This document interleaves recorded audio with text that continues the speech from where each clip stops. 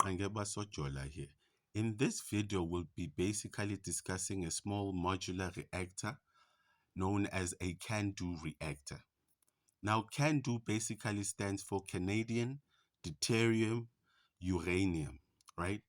The Canadian basically signifies the place where it was invented and first built and where most of the expertise of this thing actually lie, right?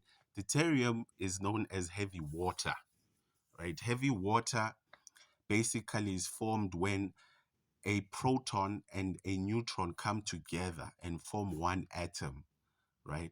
And then when you add an oxygen to that, it actually becomes heavy water, right? They call it heavy water because it's slightly heavier than normal water that we use to drink from the tap, that we drink from the tap. So that's what the deuterium means. So this deuterium is used as a coolant to cool down the high temperatures in the reactor, nuclear reactor, and it's used as a moderator. A moderator, it's used as a medium by which you can slow down neutrons, right? So that fission can occur, right? So that's what basically deuterium is used for in the nuclear reactor. And then the U stands for uranium, right? Now, the special thing about the CANDU reactor is the type of fuels that you can use in the reactor. Number one, you can use natural uranium, right? You can use uranium that has just been mined, that has not been enriched, right? And just form pellets and put them into the suitable equipment and then put them in the reactor and use that as fuel. You can also use nuclear waste in a CANDU reactor, right? So you process the nuclear waste and actually you can use that as fuel, right?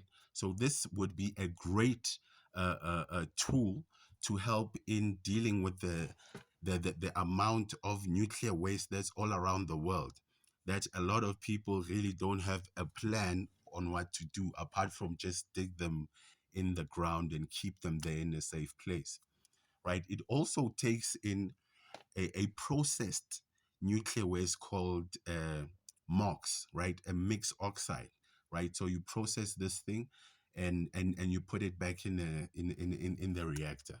So this is the very special thing about the CANDU, that it can use various fuels and you don't need to actually enrich the uranium that has been used for fuel.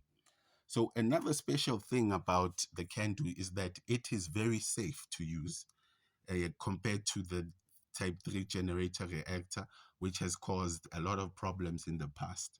So it's quite safe.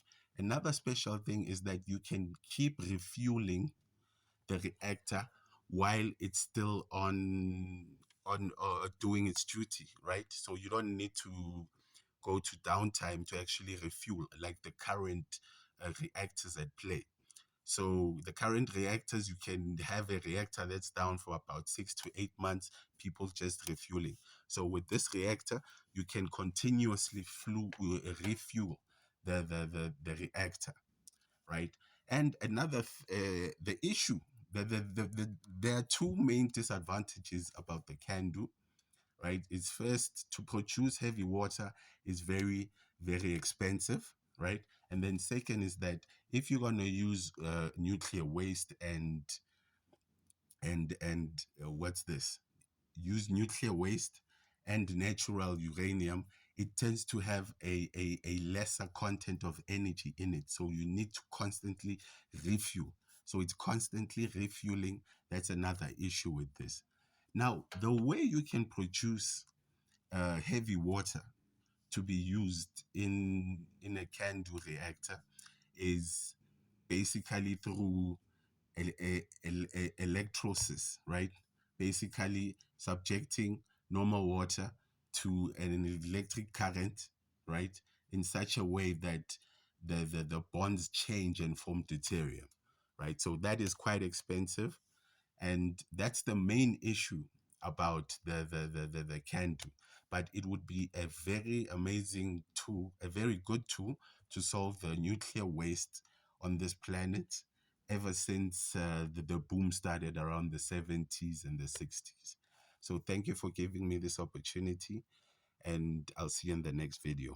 Bye.